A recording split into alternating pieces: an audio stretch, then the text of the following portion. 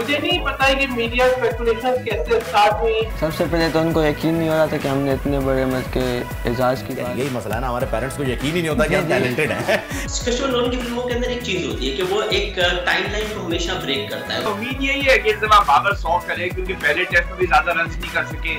मियां साहब का दसो जी, मियां साहब आ रहे हैं कि नहीं आ रहे? इनकी विश है कि मैं वापस आऊं।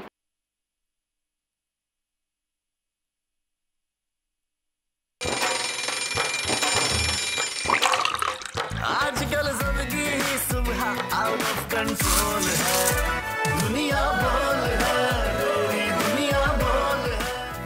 अस्सलाम वालेकुम नाज़रीन, भीनी बादलों की घड़ी सुबह के साथ मैं हूं आपका मेज़बान फ़हीम खान। और आज जो है वो मेरी साथी मेज़बान हमारे साथ मौजूद नहीं है। उसकी वजह भी यकीनन जो है वो बरसती हुई रिमझिम बारिश ही होगी। खैर, उस पर भी मज़ीद बात करेंगे। प्रोग्राम का बाकायदा आगाज़ करते हैं आज के कोट ऑफ द डे के साथ।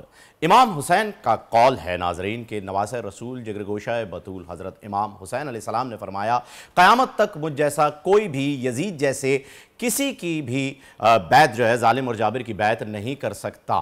बिल्कुल हकीकत है। और यही बात है कि अब जंग जो है वो कुफ्र और मुसलमान, कुफ्र और इस्लाम से निकल के हुसैनियत और यजीदियत के दरमियान आ गई है। खैर, प्रोग्राम में शामिल करेंगे बड़ी खबर और उसके बाद बात करेंगे आज की सूरत हाल पे। जी, तो जैसा कि आज के मौसम का मैंने आपको बताया कि मौसम जो है वो बहुत ही ज़बरदस्त हो रखा है और सैरी साहिबा जो हैं वो उसी वजह से आ भी नहीं पाई हैं। लेकिन बहुत सारे लोग इस वक्त अपने दफ्तरों को नहीं पहुंच पा रहे होंगे। रात देर तक बड़ा पानी जमा था सड़कों पर, लेकिन जब मैं सुबह निकला हूं तो एक बात अप्रिशिएट करना बनती है और मुझे ऐसा लग रहा है कि इस बार जो मेयर कराची आए हैं मुर्तज़ा वहाब साहब, उन्होंने याद दिला दी हमें मुस्तफ़ा कमाल साहब की, क्योंकि हमने उन्हें देखा था सड़कों के ऊपर रात देर तक काम करते रहते थे और मुर्तज़ा वहाब साहब भी कल रात को देर तक जो है वो सड़कों पर लगे रहे। बेहतरीन जो है वो उनका काम जो है चलता रहा और पानी कई जगहों से निकाल भी दिया। खैर, शामिल करते हैं टॉप ट्रेंड, वो भी वेदर अपडेट ही है नाजरीन। मौसम भी टॉप ट्रेंड में शामिल है। मॉनसून की अगर हम बात करें तो बारिशों के बाद से मुल्क में जारी मसाइल पर ट्रेंड में सार्फिन सूबाई इंतजामिया के खिलाफ सरापा एहतजाज हैं।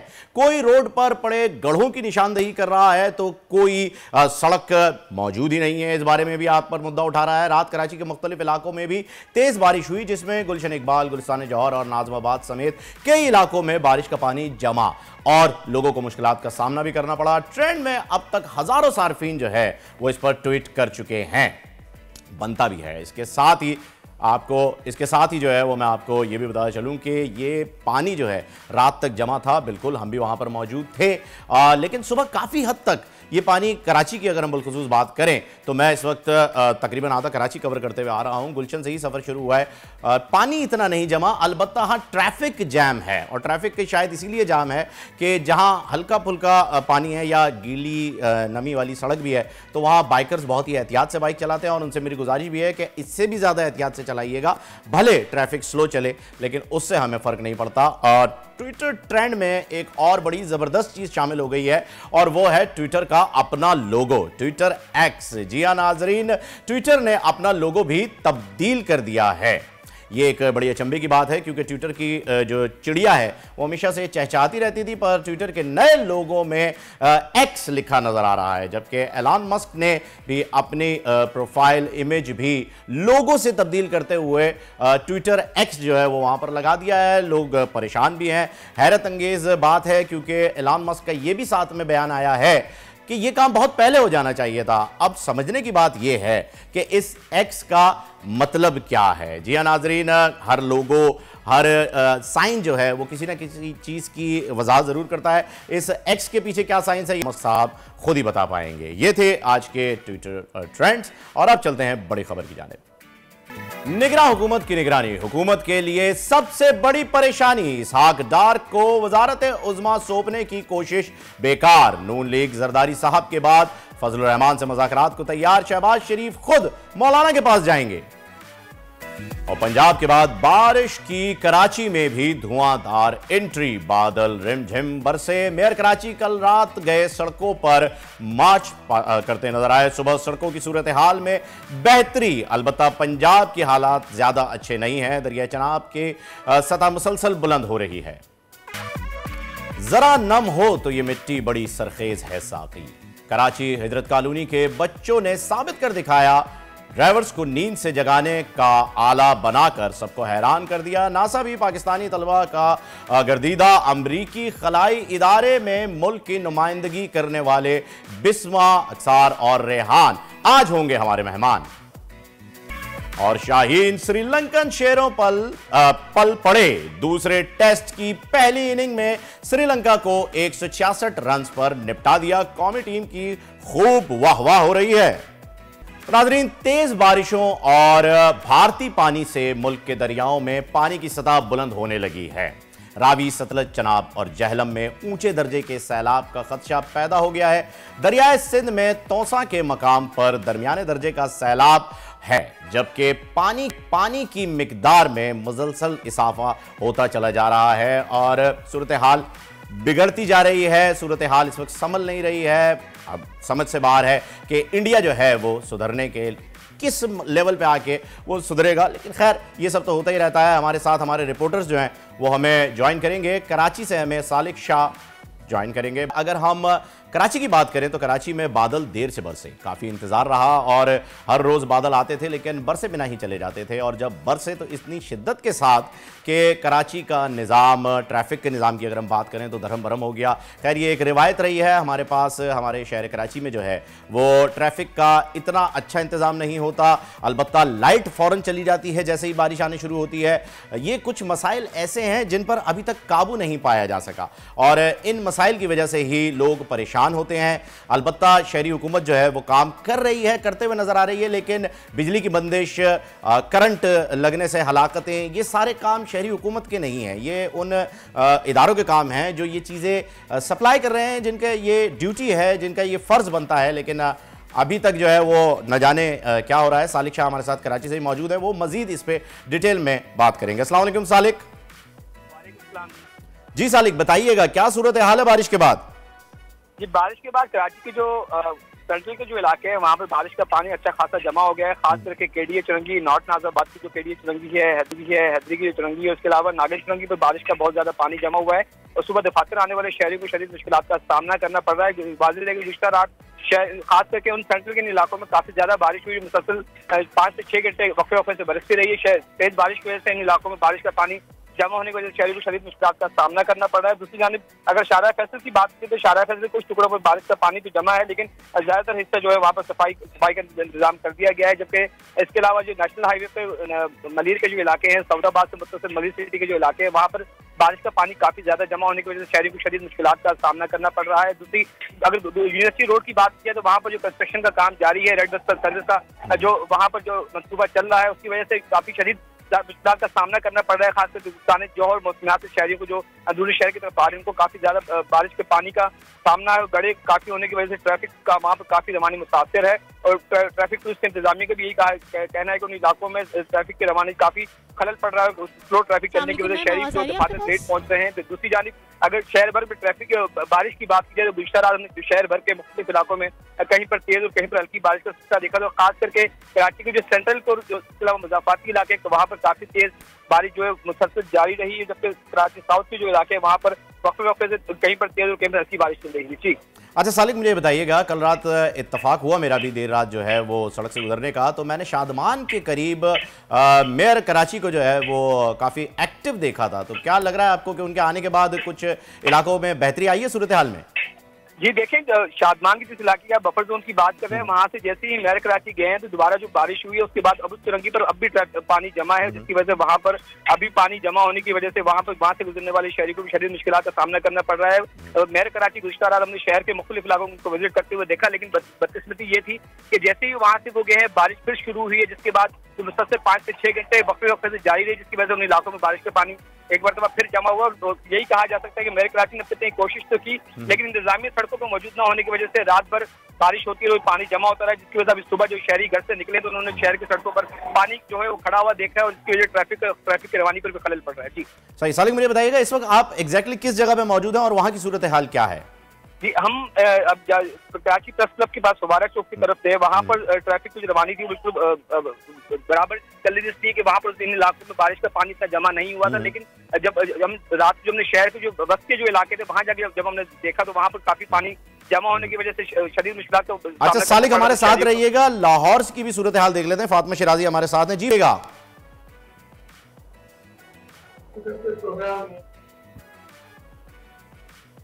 जी फातिमा। मौसम जो है वो इंतहाई खुशगवार है और महकमा मौसमियात के मुताबिक 24 से 30 जुलाई तक बारिश की पेशगोई की गई है। इस वक्त लाहौर में मौसम जो है हल्की हल्की बूंदाबांदी हो रही है, लेकिन बारिशों की शिद्दत वो नहीं होगी जो इससे पहले रह चुकी है। गुज़िश्ता 2 रोज जो बारिश हुई है उसके पेश नज़र पूरा लाहौर जो है वो पानी की जद में आ गया था, लेकिन अब जो पेशगोई की है उसमें बारिश की शिद्दत वो नहीं होगी। अगर बात की जाए दर्जा हरारत की, तो दर्जा हरारत जो है लाहौर का वो ज्यादा से ज्यादा 31 डिग्री सेंटीग्रेड और कम से कम 28 डिग्री सेंटीग्रेड है।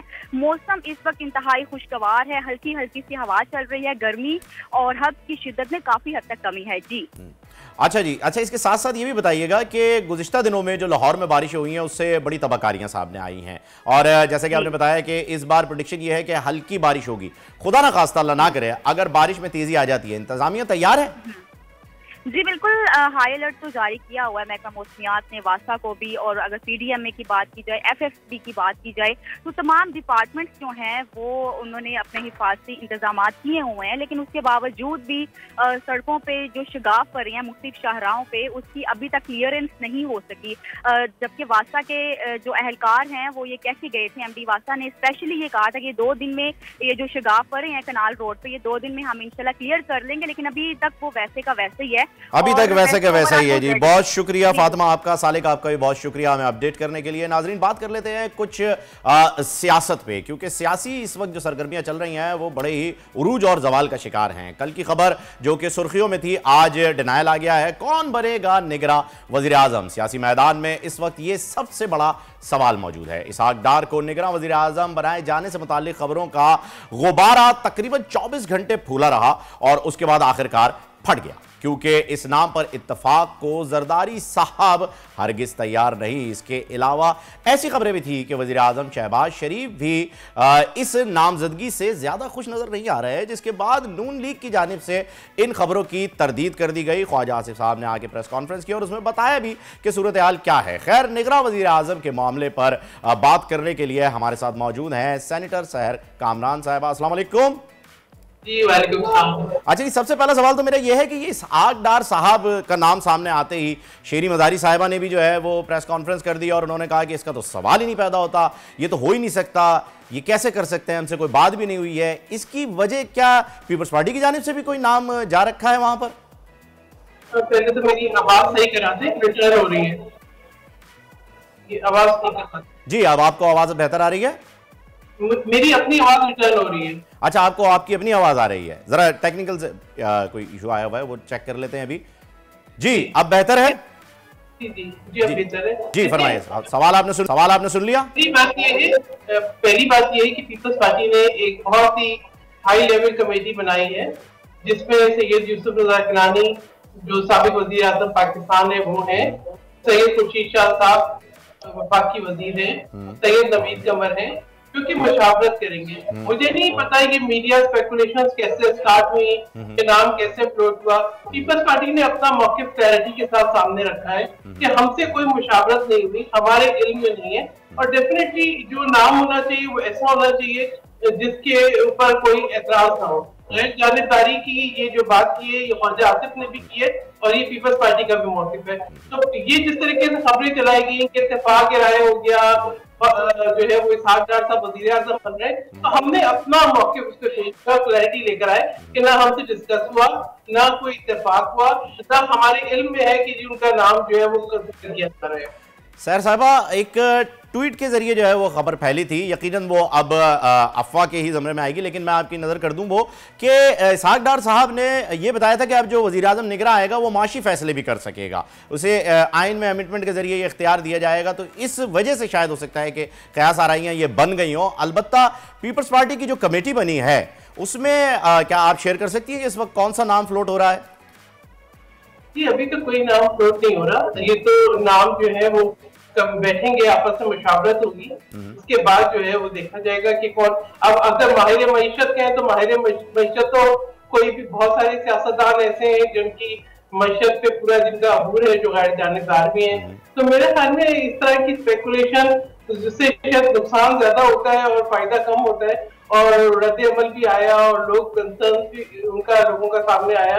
तो मैं समझती हूँ कि तस्दीक होनी चाहिए खबरों की। एक ट्वीट के ऊपर इतनी खबरें, तस्दीक, मीटिंग, यानी मैं तो हैरान रह गई कि जब से जो है वो कोई एक मूवमेंट होती है किसी की, तो इतनी खबरें बनती है कि जो शायद जो मीटिंग करने वाले देखिए अब ये खबरें बनाई, कुछ खबरें ऐसी होती हैं जिनको चाहते हैं लोग के बन जाए। अब मिसाल के तौर पे एक परसेप्शन, एक रिएक्शन हो सकता है देखने के लिए ये खबर जो है वो जनरेट की गई हो, वरना इतना हार्श रिएक्शन के ख्वाजा आसिफ साहब भी जो है वो फौरन प्रेस कॉन्फ्रेंस कर रहे हैं, शीरी मजारी साहब भी फौरन कर रहे हैं। इसकी तरदीद एक ट्वीट के जरिए भी की जा सकती थी। इतनी प्रेस कॉन्फ्रेंसेस करने की क्या जरूरत थी अगर ये झूठी खबर थी तो? नहीं, देखिए खाली ये कल की प्रेस कॉन्फ्रेंस नहीं थी। जब जैसे ही ये खबर आई थी उसी वक्त पीपल्स पार्टी ने अपनी जो है वो रद्द अमल दे दिया था। उसी वक्त पीपल्स पार्टी ने इसकी तरदीद कर दी थी कि ऐसी कोई जो है वो हमसे कोई डिस्कशन नहीं हुई, ना हमारे इल्म में है। तो पीपल्स पार्टी ने अपनी पोजीशन उसी वक्त यानी कल के दिन की प्रेस कॉन्फ्रेंस से पहले ही वादे कर दी थी। अब क्योंकि ये खबर ऐसी आई जो हर हल्के में, हर टेलीविजन चैनल पे, हर जो है वो प्राइम टाइम पे डिस्कस हो रही थी, तो शायद ख्वाजा आसिफ ने मुनासिब समझा होगा कि वो इस पर वजाहत अपनी तरफ से भी कर दें, अपनी पार्टी का मौके भी बयान कर दें, क्योंकि डेफिनेटली ये इसका ताल्लुक उनकी पार्टी से था, क्योंकि सागदार साहब उनकी पार्टी के मेंबर हैं और उन्होंने ये भी बता दिया है कि जो बहुत करीबी हो क़यादत के, उनका नाम नहीं आना चाहिए। तो मैं समझती हूँ बहुत वजाहतें आ गई हैं सामने। जी, इसकी तो काफ़ी वजाहतें आ गई हैं। अब जैसे कि ख्वाजा आसिफ साहब ने वजाहत दे दी अपनी पार्टी की जानिब से, तो मैं ये जानना चाह रहा था, और बल्कि आवाम भी यही जानना चाह रही है कि आसिफ जरदारी साहब से शहबाज शरीफ साहब की जो बातचीत चल रही थी, क्या उस पर कोई डेडलॉक आ गया है जो शहबाज शरीफ साहब अब मौलाना साहब से राब्ते बहाल कर रहे हैं? नहीं, बिल्कुल भी नहीं। देखिए पीपल्स पार्टी हमेशा मुशावरत पे, बाहमी इत्तेफाक के राय पर जो है वो यकीन रखती है और ये गुफ्तगू होती रहती है। तो इसमें ये कहना कि कोई डेडलॉक आना, मैं समझ सारे तासुब जो है गलत है। एक केयरटेकर सेटअप मखसूस मुद्दत के लिए आना है। पीपल्स पार्टी बिल्कुल चाहती है कि इंतखाबात वक्त पर हों और मुल्क के अंदर जो है नई जो हुकूमत आए अवाम के वोटों के साथ, और हम तो बहुत कॉन्फिडेंट भी हैं। पीपल्स पार्टी तो ये समझती है कि पीपल्स पार्टी का वोटर जितना मुतहर्रिक है, जितना फाल है, जितना पुरुमीद है, हमने देखा चाहे वो बल्दियाती इंतखाबात थे या ज़िमनी इंतखाबात थे, पीपल्स पार्टी ने अपनी नशिस्तें दी थी। तो हम तो समझते हैं कि पीपल्स पार्टी के चेयरमैन की, पीपल्स पार्टी की क़यादत की जो एक परफॉर्मेंस है वो लोगों के सामने है।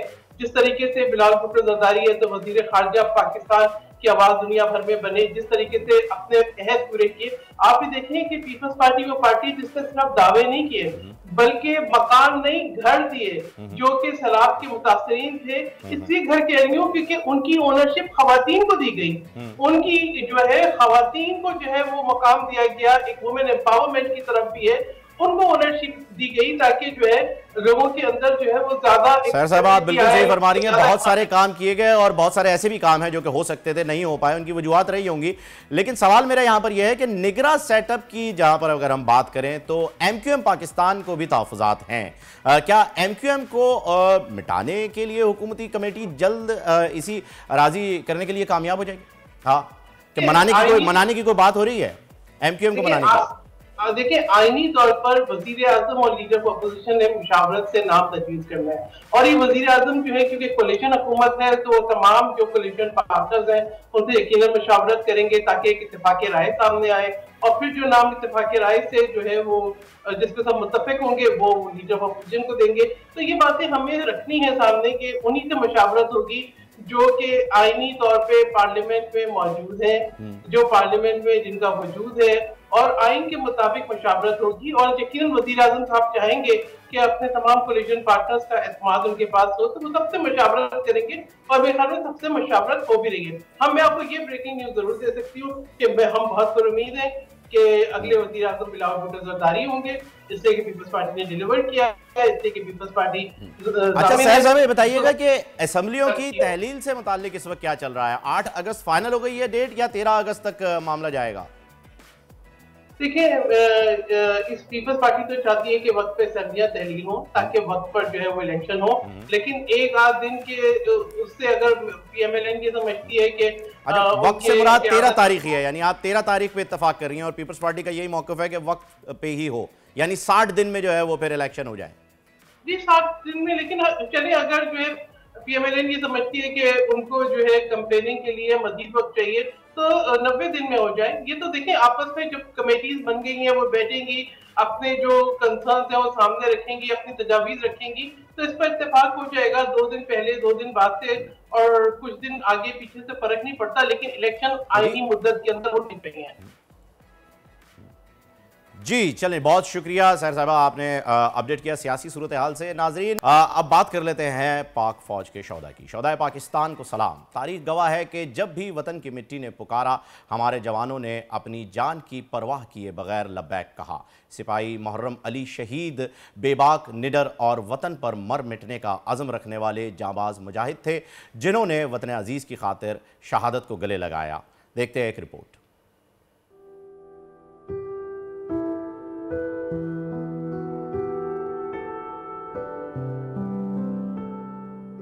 नौ मई दिन के हवाले से जो हुआ वो बहुत गलत हुआ, हमें अफसोस हुआ, दुख हुआ, और जिसने भी ये काम गलत किया है उसने जो किया है पाकिस्तान के साथ किया है, उनके साथ किया है जिन लोगों की मुल्क की खातिर अपनी जान का नजराना दिया है। मैं ये हुकूमत वक्त से ये कहना चाहता हूँ कि जिसने भी किया है उसके खिलाफ कानूनी कार्रवाई की जाए और सख्त से सख्त सज़ा दी जाए। वो जब भी घर आता था तो सबसे पहले वो अपने माँ बाप से मिलता था। उनकी तबीयत एक अजीम तबीयत थी।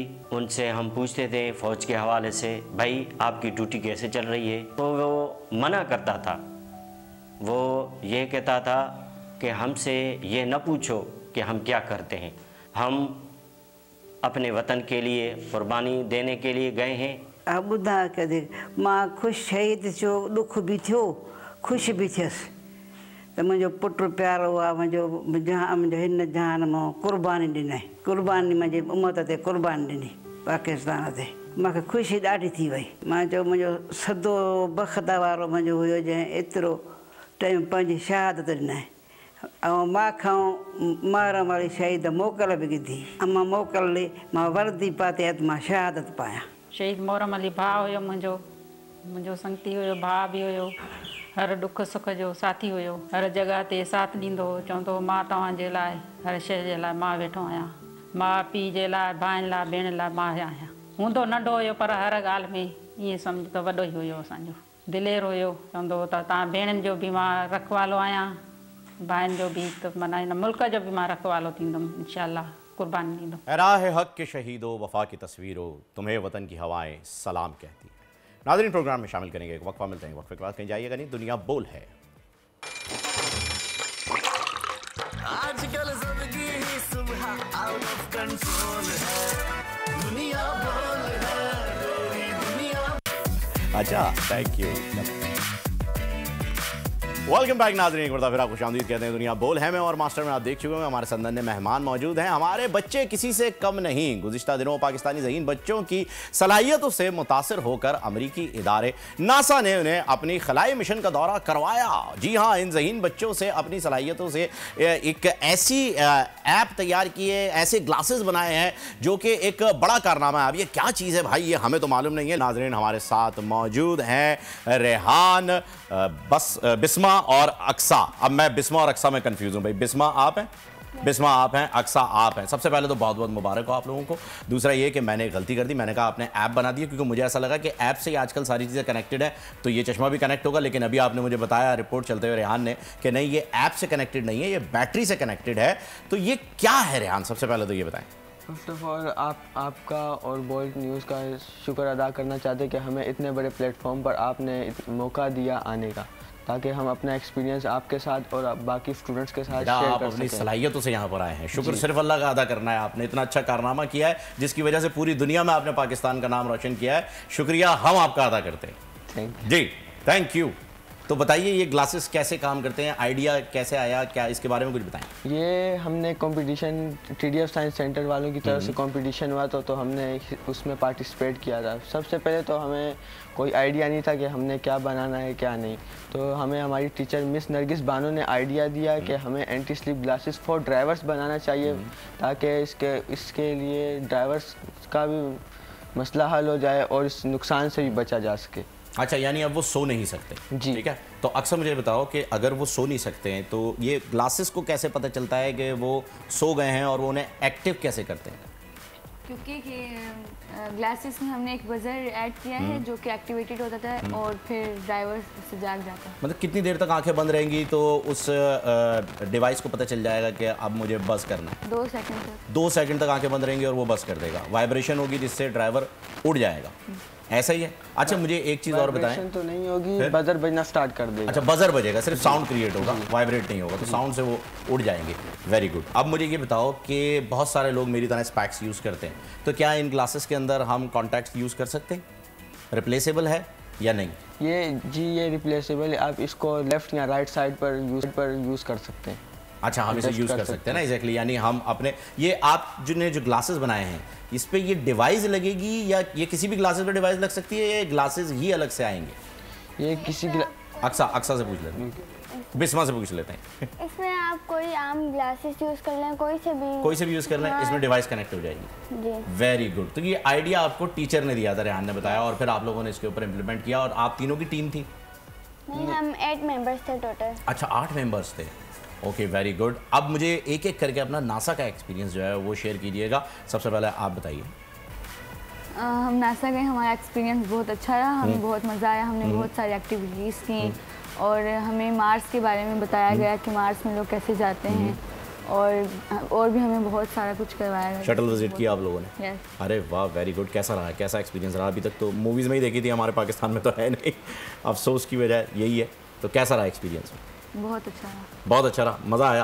क्या सीखा वहाँ जाकर, नासा में जाके? कुछ मतलब अपना विजन चेंज हुआ कि अब हम ये करना चाह रहे थे, नहीं अब हम ये नहीं करेंगे, अब हमें एस्ट्रोनॉट बनना है या कुछ और करना है? कोई चेंजेस आई वहाँ जाके? जी बिल्कुल, वहाँ पे हमने बहुत से तजुर्बात किए, वहाँ पे हमने काफ़ी मिशंस भी किए कि मतलब मार्स में अगर आप जाते हैं तो कैसे वहाँ पे लोग रहते हैं, कैसे मतलब ट्रेवल करते हैं। वहाँ पे उन्होंने हर चीज़ हमें बताई, एग्जाम्पल भी दी, हमने काफ़ी चीज़ वहाँ से सीखी और बहुत ज़्यादा एंजॉय भी किया हम लोगों ने।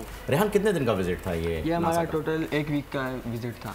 अच्छा जी, पूरा वीक जो है वो हमारा? जी हाँ, पूरा वीक उधर ही रहे थे। और वीक आपने वहाँ पर गुजारा तो सिर्फ नासा का ही टूर करते रहे या फिर घूमना फिरना भी चलता रहा? जी, हमने तकरीबन 6 डेज हमने खाली नासा का विजिट किया है। हम आखिरी दिन पे खाली शॉपिंग पे गए थे। अच्छा जी। अच्छा, मुझे ये बताइए कि ये ग्लासेस अगर हम देखना चाहें मार्केट में ये कब अवेलेबल होंगे और किस किस तरह के, कितनी टाइप्स के जो हैं वो ये ग्लासेस आप लोगों ने बनाए? जी, हमने तो सिर्फ ये खाली जस्ट मॉडल बनाया है। अगर आगे जदीद इसके ऊपर वर्क किया जाए तो इसको और भी बेहतरीन बनाया जा सकता है। यानी अभी मॉडल जो है वो आपने सबमिट किया है, ये किसी कंपनी को ये डिज़ाइन अभी दिया जा रहा है, बातचीत चल रही है, या TDF ही जो है वो इसको लॉन्च करेगा, या फिर नासा से आप लोग कनेक्ट हैं, वो इसे प्रॉपरली मार्केट में लॉन्च करेंगे? कुछ बताया उन्होंने आप लोग इतने? जी, इसके बारे में तो कुछ हमने सोचा नहीं है। अच्छा, कि इसको लॉन्च कब किया जाए। जस्ट हमने इसको मॉडल बनाया ताकि हम आपको दुनिया को दिखा सकें कि हम पाकिस्तान के अंदर भी बहुत ज़्यादा टैलेंट भरा हुआ है। बिल्कुल भरा हुआ है जी, बस इस टैलेंट को जो है वो हमने खाली नहीं होने देना है, इसे हमने भरते रहना है, ओवरफ्लो कर देना है हमने इसे। तो फ्यूचर में जो है वो क्या इरादे हैं? मैंने आपसे पहले भी यही पूछा था बिस्मा, आपने मुझे बताया नहीं कि वहाँ जाके कुछ तब्दीली आई। क्या बनना है फ्यूचर में? साइंटिस्ट बनना है, एस्ट्रोनॉट बनना है, क्या सोचा है फ्यूचर का? फ्यूचर का तो सोचा है साइंटिस्ट ही बनेंगे, पाकिस्तान के लिए करके दिखाएंगे, बाकी कंट्रियों को दिखाएंगे कि हम भी किसी से पीछे नहीं है, हम भी कुछ करके दिखाएंगे। आई विश के हमारे मुस्तकबिल में जो है आप इतने अच्छे साइंटिस्ट बने कि ओपनहाइमर की जगह जो है वो रेहान, बिस्मा और अक्सा के नाम से जो है वो हिस्ट्री पे बनी हुई मूवीज़ आएँ और मशहूर भी हो। तो साइंटिस्ट बनने के लिए कोई मिशन जहन में, कोई चीज़ कि क्या इन्वेंट करना है, कुछ सोचा है कि मैं ये इन्वेंट करूँगी? कोई ऐसी कोई भी ऐसी चीज़ आउट ऑफ द बॉक्स तो भले, क्योंकि देखिए साइंस ने जितने भी इन्वेंशन किए हैं ना, जब वो आइडिया जनरेट हुआ है ना तो लोगों ने यही मजाक ही उड़ाया, उन्होंने कहा नहीं ये तो हो ही नहीं सकता। तो भले वो ऐसा आइडिया हो, जस्ट थ्रो इट। फिलहाल तो कुछ सोचा नहीं है, लेकिन हम वो करके दिखाएंगे जो किसी ने आज तक किया नहीं है। चले, आई विश ऐसा ही हो। अक्सर आपने भी नहीं सोचा कुछ? साइंटिस्ट ही बनना है? घर में कोई साइंटिस्ट मौजूद है? अम्मी से बड़ा साइंटिस्ट कोई नहीं होता, आपको पता है ये, मैं आप लोगों को अभी से देखिए बेसिक है ये, अम्मी से बड़ा साइंटिस्ट कोई नहीं होता। एक उनकी हवाई चप्पल का एम बड़ा एग्जैक्ट होता है, एक उनकी गोल रोटी बड़ी एग्जैक्ट होती है, ठीक है ना? तो उनसे बड़ा कोई साइंटिस्ट नहीं होता है, उनसे सीखने को बहुत कुछ मिलता है। तो मुझे ये बताइए कि जब घर वालों का क्या रिएक्शन था रेहान, जब उन्हें पता चला कि भाई बच्चों ने जो है ये मार्क का अबूर कर लिया है और नासा जा रहे हैं? सबसे पहले तो उनको यकीन नहीं हो रहा था कि हमने इतने बड़े मत के एजाज़ की बात। यही मसला है ना, हमारे पेरेंट्स को यकीन ही नहीं होता कि हम टैलेंटेड हैं। ये पाकिस्तानी पेरेंट्स का मसला, अम्मी अब्बू हम वाकई टैलेंटेड हैं, बच्चे तो माशाल्लाह बहुत है, चले मैं नहीं। अम्मी अब्बू को यकीन नहीं हो रहा था ना फैमिली को यकीन हो रहा था कि हमने इतने बड़े एजाज़ की बात है कि हमने इतना बड़ा मुकाबला जीत लिया है। फिर ऊपर से तकरीबन हमें मनाने के लिए भी बहुत ज़्यादा टाइम लगा कि उन्होंने कहा कि 24 घंटे का टाइम है, 24 घंटे का वक्त है, हमें फ़्लाइट्स में रहना होगा, जहाज़ के अंदर सफ़र इतना ज़्यादा लंबा है, बट हमने कोशिश करके मना लिया उनको। Very good. अच्छा, आपने बताया अभी कि आपकी टीचर का ये आइडिया था जी, उनका नाम भी आपने अभी लिया था, क्या नाम था उनका? मिस नरगिस बानो। मिस नरगिस बानो का ये आइडिया था, तो ये आइडिया थ्रो तो हुआ, ठीक है, लेकिन इसके लिए जो पैसे खर्च हुए, जो वसाइल लगे, जो रिसोर्सेज आई, वो सब स्कूल ने ही खुद ही जनरेट की या वो आप लोगों ने इंडिविजुअल कैपेसिटी में किया? ये सब स्कूल ने जनरेट किया। ये सब स्कूल ने किया था, आप लोगों का इसके अंदर जो है वो कोई पैसों को लेकर के कोई मसला नहीं हुआ? और नासा तक ये कैसे पहुंची खबर कि जी ये हुआ है, ये इन्वेंट की गई ये डिवाइस? ये दावूद फाउंडेशन की तरफ से मुकाबला हुआ था और इसके अंदर अमेरिका कौंसुलेट का भी थोड़ा हिस्सा था। अच्छा अच्छा चलो, तो ये उस कंपटीशन के विनर की हैसियत से फिर उन्होंने आपको जो है वो जी ये रिकग्निशन देकर बुलाया। तो ये सारी चीज़ें स्पॉन्सर्ड थी या आप लोगों ने खुद वहाँ पर जाना था? यानी टिकट्स उन्होंने भेजे, सारे अरेंजमेंट्स उन्होंने किए थे? सारा अरेंजमेंट उनकी तरफ से ही हुआ। आप लोगों से जो है वो फैमिली बैकग्राउंड के बारे में पूछना चाहूँगा कि कितने स्ट्रॉन्ग बैकग्राउंड से आप हैं, ताकि मैं ये आवाम को बता सकूँ कि भाई आपके पास इतने पैसे हों या ना हो उससे फ़र्क पड़ता नहीं है। तो आप मुझे बताएं सबसे पहले तो कि अगर ये ख़र्चा खुद अफोर्ड करना होता तो आप कर लेते? जी, ये एक मिडिल क्लास फैमिली के लिए तो बहुत ज़्यादा मुश्किल है ना? जी बिल्कुल। और बिस्मा आप?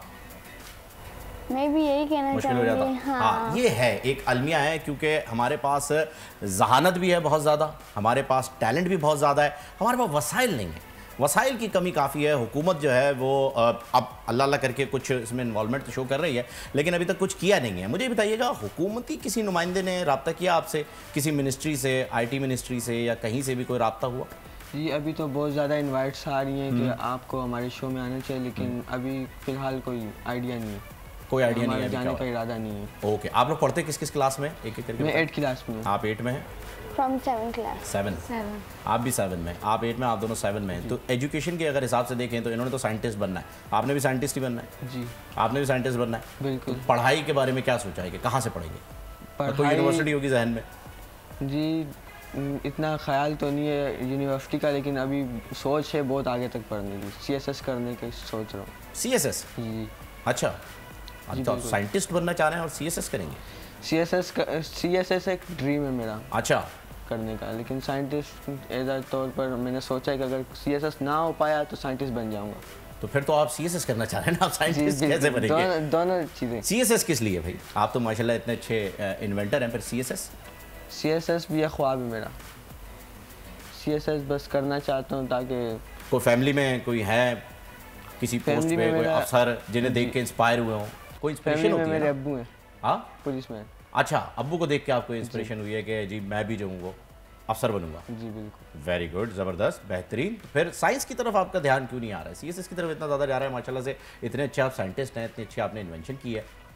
साइंस के ऊपर तो मेरा शुरू से ध्यान था, जब बचपन में था तब भी मैंने बहुत से ज़्यादा चीज़ें बनाई थी, लेकिन कोई तवज्जो नहीं थी उसमें। अब बिस्मा को हंसी आ रही है आपकी इस बात पे, मुझे लग रहा है वो एग्री नहीं कर रही है। नहीं है बिस्मा, ऐसा ही है? नहीं ना? ये क्या मतलब, ये इस प्रोजेक्ट के अंदर रेहान की सपोर्ट कितनी रही है ये बताएं? मतलब ये स्क्रू ड्राइवर लेके खड़ा हुआ था ये?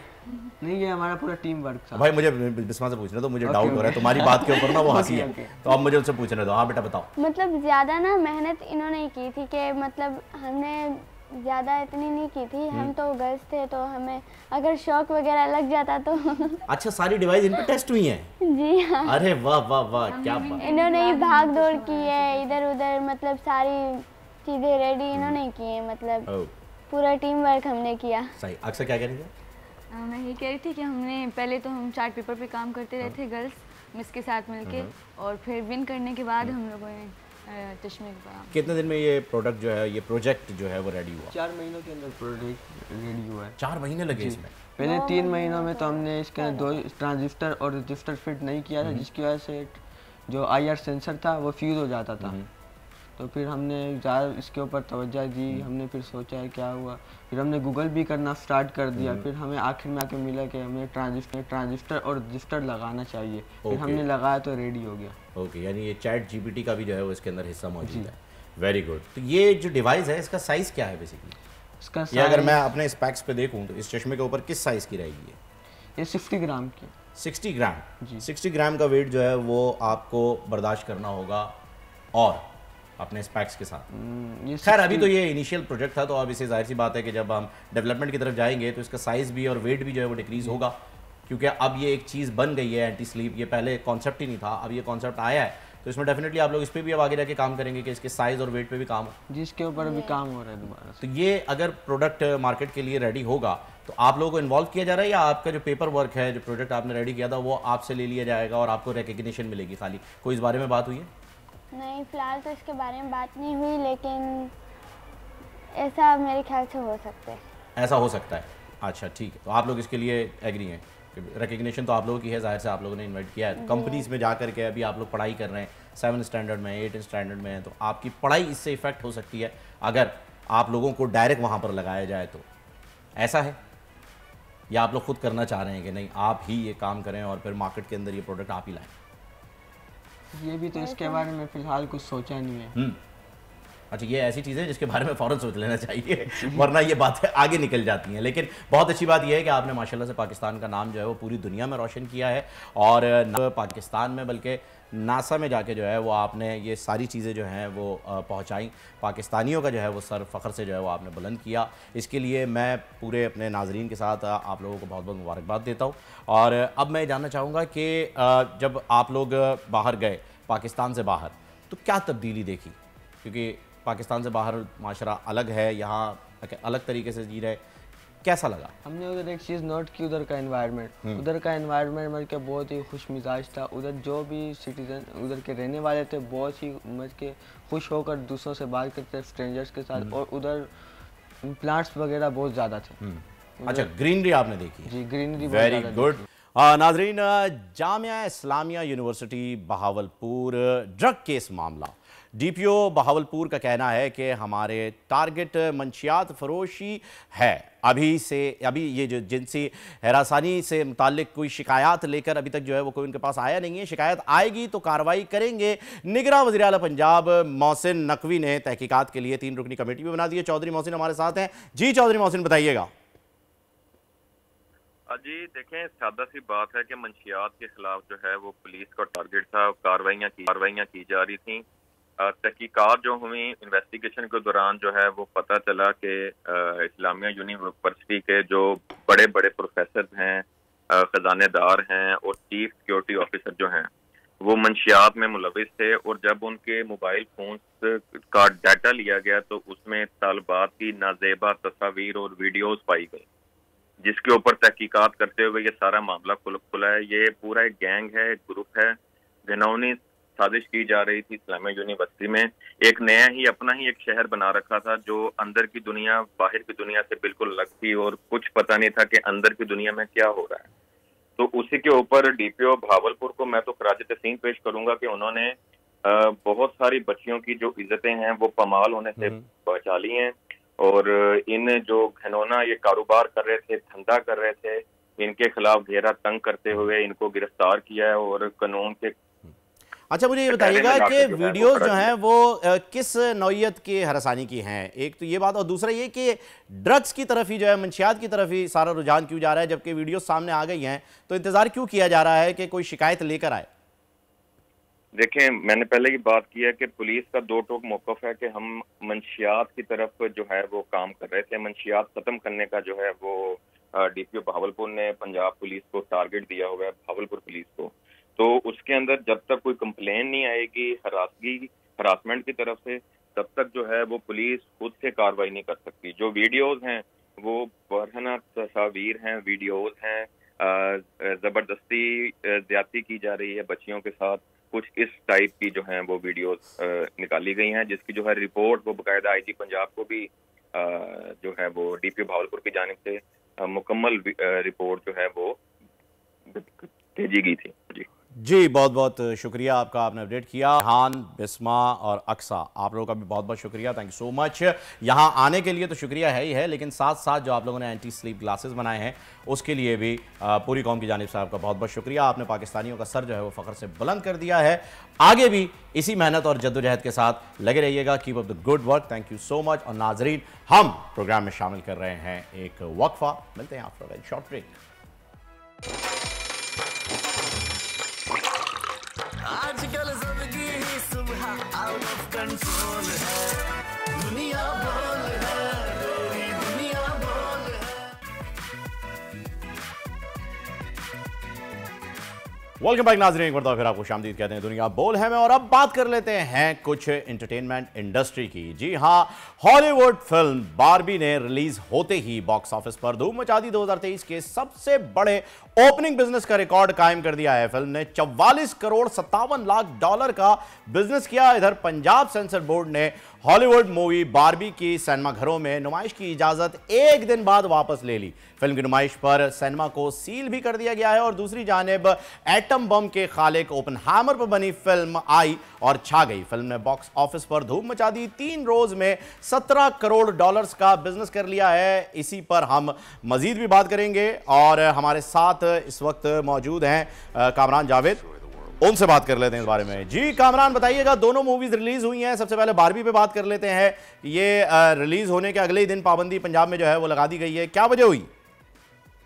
देखिए, बारबी का जो सब्जेक्ट मैटर है ना, उसको कंट्रोवर्शियल होना नहीं चाहिए था, बट अनफॉर्चुनेटली जब आप पूरी फिल्म देखते हैं ऑल्दो इसके अंदर कोई वल्गैरिटी नहीं है, कोई न्यूडिटी नहीं है, कोई ऐसा सब्जेक्ट मैटर नहीं है जो ए रेटेड ले, ए सर्टिफिकेशन जिसको मिले, मगर कुछ अंडरलाइन थीम्स ऐसी हैं जो शायद कुछ ऑडियंसेस के लिए सही ना हो ना, तो इसलिए इसके अंदर बड़े डिफरिंग स्टेट्स के अंदर हमारे पास आया। हमारे पास सिंध का सेंसर बोर्ड है, उसने उसको पेरेंटल गाइडेंस की रेटिंग के साथ निकाल दिया। आपके पास फेडरल के अंदर भी है, पीजी रेटिंग के साथ आ गई। इस्लामाबाद पंजाब की जो आपके सेंसर बोर्ड थे, दे फेल्ट दैट वो सब्जेक्ट मैटर, उसके अंदर कुछ 2-4 लाइंस, कुछ डायलॉग्स, कुछ कैरेक्टर्स का इंटरेक्शन ऐसा है that should not be there, and that is why the film was pulled off. तो कामरान, जैसे कि मजीद हमने देखा है कि अक्सर फिल्मों के साथ ये होता है कि सेंसर बोर्ड वो क्लिप्स जो हैं मूवी में से निकाल देते हैं और फिर मूवी रिलीज हो जाती है, तो क्या इस पर गौर नहीं किया गया कि इसे हम निकालें और फिर इसे रिलीज करें? इसमें 2 पॉइंट होते हैं एक्चुअली। एक होता है डिस्ट्रीब्यूटर का से ना, जो इंटरनेशनल स्टूडियो उस फिल्म को रिलीज कर रहा होता है, उसके ऊपर होता है कि वो क्या वो फिल्म के अंदर कट्स अलाउ करेगा कि नहीं करेगा। अगर वो कट्स अलाउ करता है, क्योंकि आजकल जरा दुनिया पूरी की पूरी बड़ी सेंसिटिव हुई है और बहुत सब्जेक्ट मैटर्स ऐसे आते हैं जिसके अंदर कोई आइडिया सामने से आपको कहने होते हैं कहानी के अंदर, जैसे बारबी के अंदर है। बारबी का जो अपर लेयर है वो एक बड़ा फ्लफी किड फ्रेंडली मूवी का है, मतलब जैसा thematic semblance in the under the movie. तो स्टूडियो नहीं चाहेगा कि वो क्या कहते हैं कट आउट हो जाए फ्रॉम द फिल्म, इसलिए स्टूडियो नहीं चाहेगा तो लोकल डिस्ट्रीब्यूटर भी नहीं कर सकता, और उसके बाद फिर प्रॉब्लम होती है कि क्या कट करा जाए ना करा जाए। अच्छा, स्टूडियो की तरफ से पाबंदी आ जाती है। अच्छा, बारबी एक ऐसा टॉपिक है कि पूरी दुनिया में बच्चियों का पहला प्यार अगर इसे कहा जाए तो गलत नहीं होगा, क्योंकि उनकी डिमांड हमेशा अपने पेरेंट्स से बारबी की ही रही है। और जब उसके ऊपर मूवी आई है तो स्पेशली बच्चियों में इसे देखने का रुझान बहुत ज़्यादा है, जो कि पंजाब ने तो इसे अभी बैन कर दिया है, पर पीजी रेटिंग के साथ जो है ये अलाउ है। तो कितने ईयर्स तक की इस पर पाबंदी लगी है? क्योंकि पीजी रेटिंग जो है वो एज के साथ ही आती है, तो ये 13 ईयर्स तक देख सकते हैं या उससे कम भी बच्चे देख सकते हैं? वो होता है PG-13, जो 13 साल के अबव होते हैं, PG-13 की रेटिंग में आती है। एक सबसे पहले एक तो जी आता है, जी आपके पास जनरल ऑडियंस के लिए होता है, यू होता है यूनिवर्सल, सही, बेसिकली सेम टर्म होता है, यूके के अंदर सिस्टम इस्तेमाल होता है और एक आपका क्या कहते हैं यूएस के अंदर। उसके बाद आता है पेरेंटल गाइडेंस पीजी, उसके अंदर आप एक अपने बच्चे के साथ सिनेमा के अंदर फिल्म देखने चले जाओ, दैट्स फाइन, सही। तो माँ और बच्चा चले जाए, या अगर बच्चा अकेला भी जाए तो माँ बाप उसको सही तरीके से गाइड कर सकते हैं कि 10 से 12 साल की उम्र की एज तक के बच्चे आराम से वो कंटेंट देख लें। अच्छा, अब मेरा खुद का ओपिनियन ये है कि बारबी का सब्जेक्ट मैटर ना PG-13 से कम नहीं होना चाहिए, मिनिमम। तो इसके बहुत सारे ऐसे एलिमेंट्स आ जाते हैं कहानी के अंदर, जैसे एक आपके पास एक बच्चों की, जैसे आपने कहा बच्चों की कहानी है, अपना ये वो ऐसी डॉल है जो हर लड़की ने शायद खेली होगी वर्ल्ड वाइड। इसकी ओपनिंग भी ऐसी है कि जब बार्बी का खिलौना आता है, वो 2001 स्पेस ऑडिसी का इन लोगों ने रेफरेंस देते हुए एक सीन बनाया था, जिसके अंदर वो डॉन ऑफ मैनकाइंड के नाम से सीक्वेंस कहलाता है, जिसके अंदर एक मोनोलिथ जो मेन एक आर्टिफैक्ट है 2001 स्पेस ऑडिसी का, उसकी एंट्री होती है और सारे बंदर जो होते हैं उनका रिएक्शन होता है, बड़ा वायलेंट रिएक्शन, तो इट करप्ट्स ह्यूमैनिटी ना। वही तरीके से इन लोगों ने उसको एक पैरोडी बनाई कि पुराने जमाने में लड़कियां जो बड़ी बड़ी गुड़ियाएं होती थी, बड़े बड़े सर वाली जो बेबी डॉल्स कहलाती थी ना, उनके साथ खेलती हैं और अचानक बार्बी खिलौना आता है और वो लड़कियों का रिएक्ट होता है कि अपनी सारी पुरानी खिलौने तोड़ देती हैं। एवोल्यूशन की बात उन्होंने कर दी है बार्बी के। अच्छा, यहाँ पर एक और मूवी रिलीज हुई है कामरान, बार्बी की तो काफी बात हो गई।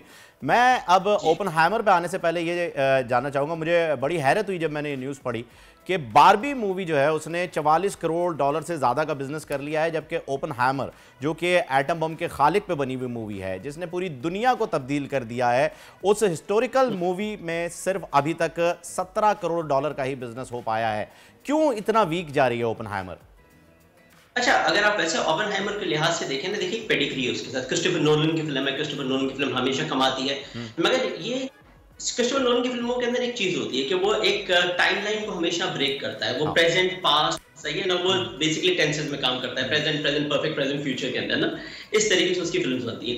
तो इसके अंदर भी ये है कि दो हियरिंग्स के दरमियान और जिंदगी के उसके कुछ पहलुओं के दरमियान फिल्म कट करना शुरू करती है। ये फिल्म आगे कट करेगी तो ऑडियंस जरा सी थोड़ी सी खो जाएगी उसको देखने के अंदर, और क्योंकि ये कुछ सब्जेक्ट मैटर्स पे सही फील होता है। Oppenheimer would have benefited better if it was just a linear story, क्योंकि वो एक सादी छोटी सी कहानी को हद से ज्यादा कंफ्यूज कर रहा है, पहली बात। सेकेंडली, क्योंकि ये बायोपिक है, बायोपिक आजकल के जमाने में ऑडियंस रिस्पॉन्ड नहीं करती, तो आप का अगर वीकेंड अगर सोच रहे होंगे ना, वो आगे जाके कमा जरूर लेगी, मगर अभी फर्स्ट वीकेंड के अंदर 17 मिलियन इज रिस्पेक्टिव। मगर ये भी देखनी चाहिए कि आजकल की ऑडियंस काफी चेंज हो गई। मिशन इम्पॉसिबल जिसका बॉक्स ऑफिस बहुत अच्छा आना चाहिए था, उसकी ओपनिंग इतनी अच्छी नहीं हुई, ऑल्दो इम्पॉसिबल जाके आगे जाके कमा जाती है। लोगों का रुझान बदल रहा है मूवीज को लेकर के, हर तरफ अलग अलग बातें हो रही हैं। अच्छा, ओपनहाइमर के बारे में आपने बताया कि हिस्टोरिकल मूवी है, ऑब्वियसली क्रिस्टोफर नोलन की जो मूवीज होती हैं ये वाकई ऐसी होती हैं कि आपको इसे समझने के लिए ठीक ठाक फुर्सत चाहिए होती है। इस पर एलॉन मस्क ने एक ट्वीट किया है कि थिएटर भरा हुआ है और कोई अपने टिकटॉक वीडियोज जो हैं वो लोग बोर होने की वजह से देख रहे हैं, तो इस ट्वीट से भी इसके ऊपर कोई फर्क पड़ेगा? क्योंकि ये तो वाजे पैगाम उन्होंने दे दिया है कि जी मूवी ड्रैग है। देखिए, मूवी तो ड्रैग है, देखिए 3 घंटे के करीब की मूवी है, तो this is too long movie ना, it could have easily been cut down to 2 hours 20 minutes, आराम से वहां तक हो जाती। 3 घंटे के अंदर मुझे कोई प्रॉब्लम नहीं हुई देखने के अंदर, क्योंकि मैं नैरेटिव फॉलो कर रहा था, मगर बाकी जो नॉर्मल लेमन ऑडियंसेस है उनको जरूर मुसीबत होगी देखने के अंदर। मगर वो नोलन का स्टाइल है, वो एक जो कुछ वेल रिनाउंड फिल्म मेकर जो किसी की सुनते नहीं है, ये उस पॉइंट के ऊपर आ चुका है, काफी अर्से पहले से उस पॉइंट के ऊपर आ चुका है, तो वो अपने मतलब की ही मूवी बनाएगा, irrespective of whether the audience responds और नॉट। मगर मैं आपको इसे बता दूं कि जिस तरीके की ये इसके इंडिविजुअल जो वर्किंग कंपोनेंट्स हैं, जैसे कि सिलियन मर्फी की परफॉर्मेंस हो गई, इसकी सिनेमेटोग्राफी हो गई, इसकी स्क्रीन प्ले हो गया, वो आखिर के अंदर आप साल के एंड में देखेंगे ऑस्कर में नॉमिनेट जरूर होगा। तो आप यूं समझिए कि एक ऑस्कर की मूवी ऑस्कर सीजन से पहले आ गई। एग्जैक्टली, ऑस्कर की मूवी तो होती है और उमूमन देखने में यही आया है कि ऑस्कर में ज़्यादातर इस तरह की मूवीज़ आती हैं जो कि स्लो पेस पे बनी हो। और जहाँ तक नोलन की बात है तो उसकी मूवीज़ से अगर कंपेयर किया जाए, टेनेंट ले लीजिए, इंसेप्शन ले लीजिए आप, शटर आइलैंड, ये सारी मूवीज़ इतनी ज़्यादा ड्रैग नहीं थी जितनी ओपनहाइमर को बनाया गया है। क्या इसकी वजह ड्यूरेशन है? इसे डायरेक्टर कट करके आगे 3 hours के लिए डाला जा सकता था, लेकिन इसे 120-130 मिनट्स के ऊपर रैप अप किया जा सकता था। हाँ जी, करा जा सकता था। असल में क्रिस्टोफर नोलन की सारी फिल्में 2.5 घंटे से ऊपर की, वो कोई भी छोटी फिल्में नहीं बनाता। शुरुआत के करियर में बनाता था, अब जब से वो ज्यादा बड़ा फिल्म मेकर हो गया है, हर बंदा इसकी स्टाइल को अप्रिशिएट करने लगा है, तो he is a little more indulgent. तो हर मूवी के साथ हो सकता है प्लस माइनस, ये डिपेंड होता है कि डायरेक्टर की कॉल क्या है, वो डायरेक्टर आगे लेके जाता है, कहानी बड़ी लेके जाता है, छोटी लेके जाता है। मुझे पर्सनली 3 घंटे से कोई फर्क नहीं पड़ा, मगर ऑडियंसेस के लिए जरूर होगा, क्योंकि आप फीचर फिल्म देखने जा रहे हैं, डॉक्यूमेंट्री देखने नहीं जा रहे हैं ना, और वो इसका स्टॉक जरा सा डॉक्यूमेंट्री ज्यादा है। मैं यही जानना चाह रहा था, मेरा सवाल आपसे यही आने वाला था कि ये डॉक्यूमेंट्री की जानिब आपने खुद ही इसका जवाब दे दिया है कि जी ज़्यादा रुझान इसका ये है कि ये एक डॉक्यूमेंट्री समझ के अगर आप देखने के लिए जाएं तो आप ज़्यादा खुश होंगे, बनिस्बत इसके कि आप इसे मूवी समझ के ना देखने जाएं। सिर्फ डॉक्यूमेंट्री समझ के ना देखने जाए, एक काम करें, पहले ओपेनहाइमर के बारे में थोड़ा सा पढ़ लें। ओपेनहाइमर जिंदगी के ऊपर या ऐसे कैसे बॉम्ब बनाया, उसकी जो पॉलिटिक्स थी इसकी, उसके बारे में छोटी डॉक्यूमेंट्री देख ली, नेशनल ज्योग्राफी के बाकी जगह के ऊपर मिल जाएगी कहीं ना कहीं, और फिर ये फिल्म देखने जाए तो शायद आपको और समझ आएगा। क्योंकि फिल्म की जो दो मेन स्टोरी टेलिंग टेनेंट्स आप कह सकते हैं, वो ये है कि दो सेपरेट हियरिंग्स के ऊपर है, और एक है जरा प्रेजेंट में, एक थोड़ी पास्ट के अंदर, जो प्रेजेंट में वो ब्लैक एंड व्हाइट में, तो वो भी आपको कंफ्यूज कर देती है जरा सी। तो कुछ चीजें हैं जरा आगे पीछे इसमें। ओके, तो ये जो दो मूवीज रिलीज हुई हैं, आपने बताया है कि इन्होंने जो टॉम क्रूज की मूवी आई है मिशन इम्पॉसिबल, उसे ओवरशैडो कर दिया है।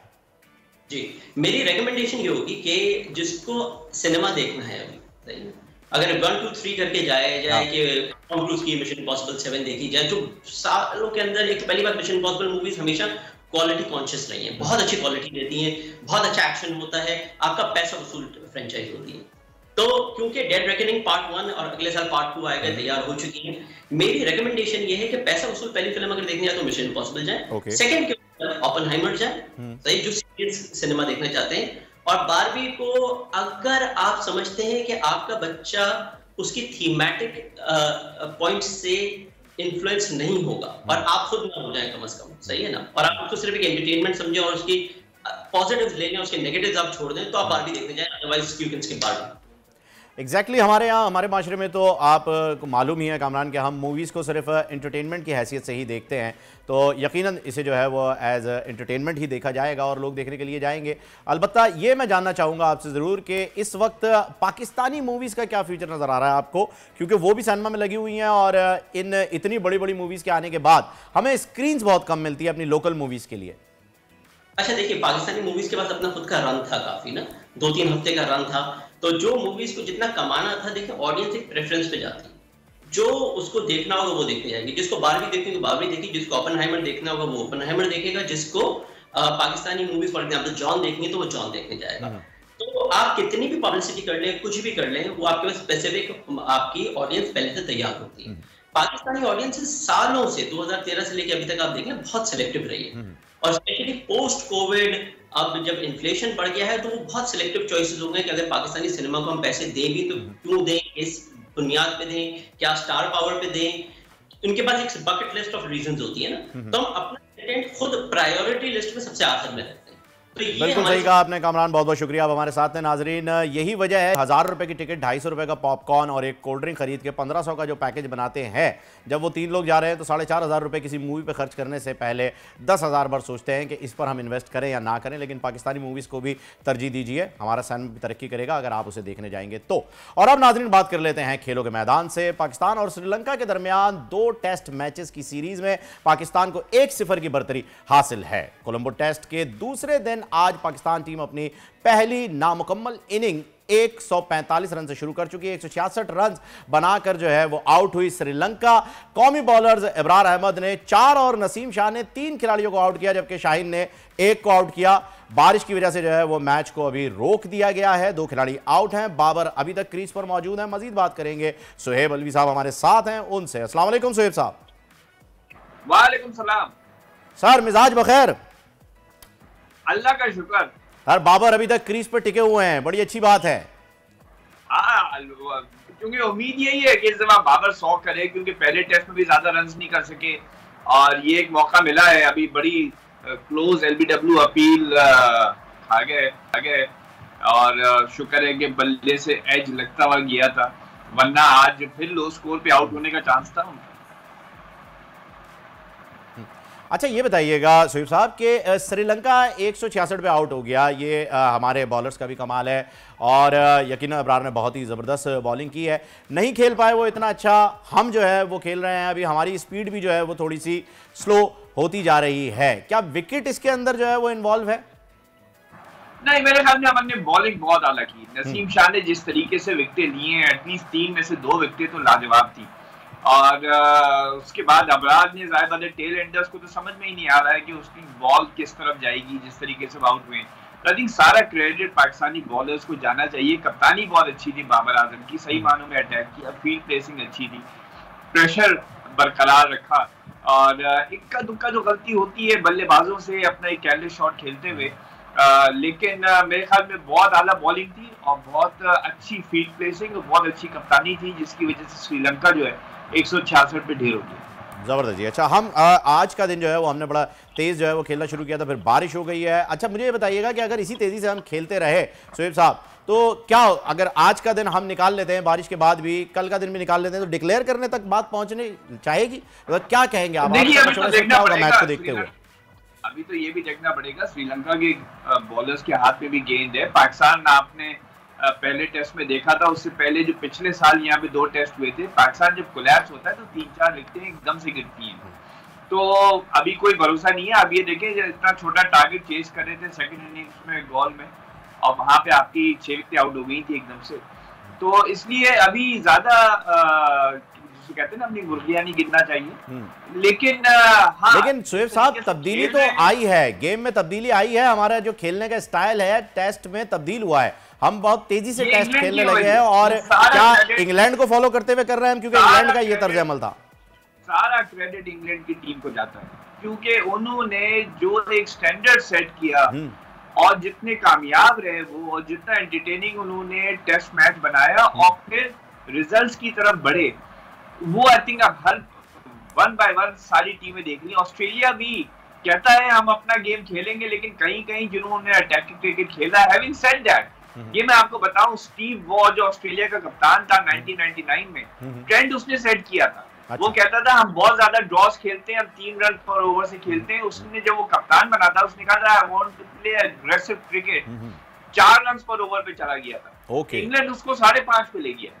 तो ट्रेंड सेट हुआ था, लेकिन इस दफा इंग्लैंड की कामयाबी देख के आई थिंक सारे टीमों के कोचेस ने यही कहा है, जाओ खेलो, बढ़ के खेलो, एक्सप्रेस के साथ देखा जाएगा। इंग्लैंड की टीम ने साबित कर दिया कि जी खेल उन्होंने दुनिया से मुतारफ कराया था, तो वही ट्रेंड जो है वो सेट करेंगे इसके। इट्स जेंटलमैन्स गेम, और वैसे ही वो खेल रहे हैं। शोएब साहब, मुझे बताइएगा कि विकेट को देखते हुए क्या लग रहा है आपको कि अभी 4 दिन बाकी हैं?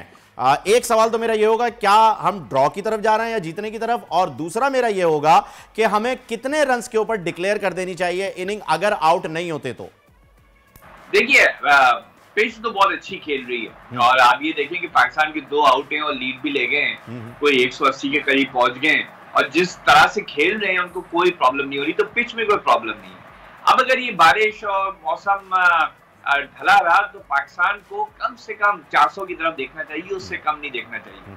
और एक दफा ये 350 पौने 400 क्रॉस कर गए तो मैच जीतना इनके लिए 90% आसान हो जाए। ओके, जबरदस्त। अच्छा, श्रीलंका में ही जो है वो हम एशिया कप के मैचेस भी जो है खेलने जा रहे हैं, तो इस वक्त ये जो टेस्ट चल रहा है कितना हमारे लिए फायदेमंद साबित होगा?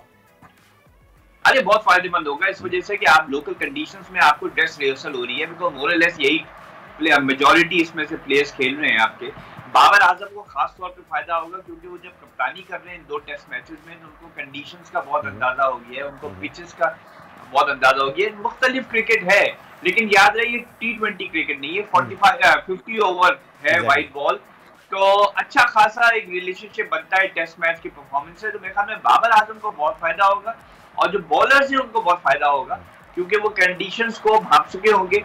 और जिस तरीके से पाकिस्तान ने ये टेस्ट मैचेस खेले हैं, मेरे ख्याल में वो एक ये बना ही रहे हैं स्पिरिट कि हमने व्हाइट बॉल क्रिकेट हो या रेड बॉल क्रिकेट हो, उसमें अग्रेसिव जाके खेलना है। तो जब ये माइंडसेट आपका एशिया कप में आएगा, पाकिस्तान को बहुत फायदा होना चाहिए। एग्जैक्टली। अच्छा, ये एक और सवाल जहन में आया है शोएब साहब, इमर्जिंग कप भी जो है वो हमने श्रीलंका में ही खेला है, तो क्या ऐसा हो सकता है या होने जा रहा है या होना चाहिए? तीनों ऑप्शन मैंने आपके सामने रख दिए हैं कि वहां से कोई खिलाड़ी एशिया कप में शामिल हो, क्योंकि पाकिस्तान ए टीम बिल्कुल होना चाहिए। देखिए, साइम अयूब, हारिस, ये तो 2 खिलाड़ी ऐसे हैं जो वैसे ही पाकिस्तान की तरफ से खेल चुके हैं, और मोहम्मद वसीम खेल चुके हैं। तो ऑब्वियसली इन 3 की जो जगह, अगर ये एशिया इमर्जिंग कप नहीं भी होता और वो श्रीलंका में भी नहीं भी होता, फिर भी इनकी जो जगह थी उसके चांसेस थे बनने के। लेकिन जिस तरीके से उनको तजुर्बा हो गया इन पिचेस पे खेलने का, और जिस तरीके से उन्होंने रन बनाए, विकेट लिए, और मोहम्मद वसीम इतना सक्सेसफुल नहीं रहा, be very honest with you, लेकिन साइम अयूब हो गए, हारिस हो गए, इवन ताहिर, तो they all come into the reckoning for selection. Tahir से मुझे याद आया शोएब साहब कि इंडियन मीडिया पे एक पोस्ट लगी हुई है जिसमें लिखा है कि जी देखें इमर्जिंग कप के अंदर आप बड़े लड़के ले आए और नीचे ताहिर की तस्वीर लगी हुई थी। खैर वो वही करना चाह रहे हैं जो उन्होंने इफ्तिखार के साथ किया था, पर कामयाब नहीं हो पाएंगे। बोर्ड में तब्दीली शुरू हो गई है, मिसबाह उल हक को ओहदा मिलने जा रहा है, कोई इससे फर्क पड़ेगा टीम पर? देखिए अभी तो ये क्रिकेट कमेटी की हेड की बात निकली है कि मिसबाह को शायद क्रिकेट कमेटी का हेड बनाया जाए। अभी ये नहीं बात आई है कि कोच चेंज होगा, सिलेक्शन कमेटी चेंज होगी, अभी कोई कंफर्म नहीं है। अब मिसबाह आके हेड ऑफ क्रिकेट कमेटी में फैसला क्या करते हैं, उन्होंने देखे 2 महीने लेकिन शोएब साहब आगे वर्ल्ड कप है, वर्ल्ड कप दुनिया का सबसे बड़ा क्रिकेट का इवेंट है, उससे पहले इतनी मेजर तब्दीली। देखिए जो बात सारी आएगी, ज़का अशरफ को भी कोई ऐसा आदमी चाहिए जो उनकी गोलियां फायर करे, तो इस वजह से वो मिसबाह को भी लेके आए।